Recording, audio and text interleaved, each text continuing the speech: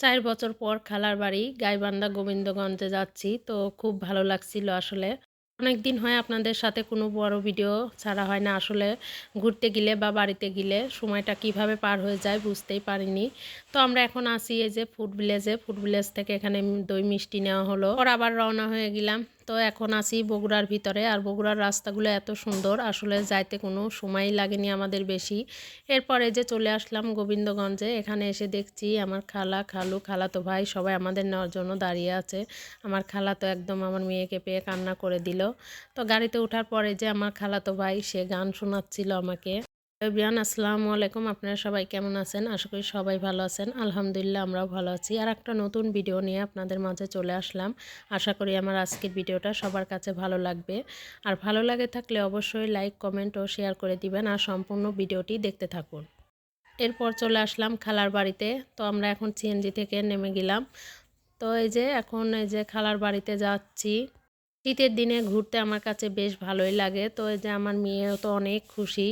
সে অনেক দিন পর এরকম খোলামেলা পরিবেশ পেয়ে খুবই খুশি সে।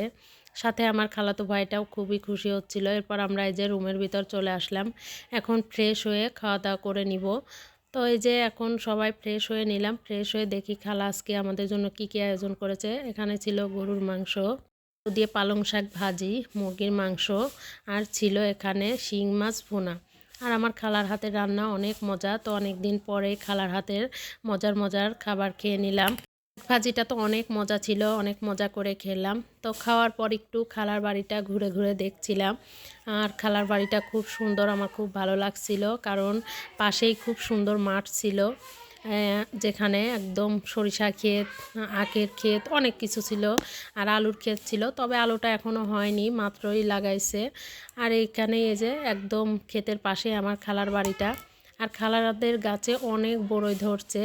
তো গাছ ভর্তি একদম বড়ই। আর এই বড়ইটা টক বড়ই। টক বড়ই খেতে কিন্তু বেশ ভালো লাগে।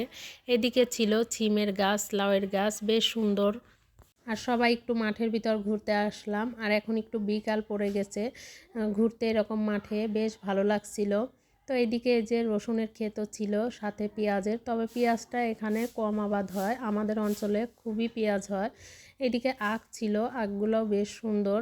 তো মাঠ দিয়ে যে আমরা সবাই ঘুরছিলাম, আর বাচ্চারা তো অনেক মজা করছিল। এরপর দেখছি বাচ্চারা আবার এখানে ক্যারাম খেলছিল সবাই মিলে বাড়ির ভিতর। আসলে সবাই একসাথে হলে অনেক মজা করা হয়। এরপর আমার খালা বলল বাইরে থেকে একটু ঘুরে নিয়ে আসবে। তো সবাই মিলে এই যে এটা খালার বাড়ির সামনে। তো এখানে এই যে সবেদা গাছ ছিল, সবেদাগুলো কিন্তু অনেক ছোট, এখনও খাওয়ার মতো হয়নি। এরপর সবাই মিলে বেরিয়ে পড়লাম একটু ঘুরতে। আর ঘুরতে গিয়ে এত সুন্দর জিনিস দেখতে পারবো ভাবিনি। তো এখানে খুব সুন্দর পদ্ম ফুল ছিল, আমার তো দেখে খুবই ভালো লাগছিল। এরপর এই যে বাচ্চারা তো এখানে এসে লাফ ঝাঁপ পারছিল। আর এই ব্রিজটা দেখতে কিন্তু অনেক সুন্দর। তো সব মিলে আসলে অনেকটাই সুন্দর সময় কাটালাম। আজকের ভিডিওটা এ পর্যন্তই। সবাই ভালো থাকবেন, সুস্থ থাকবেন। আল্লাহ হাফেজ।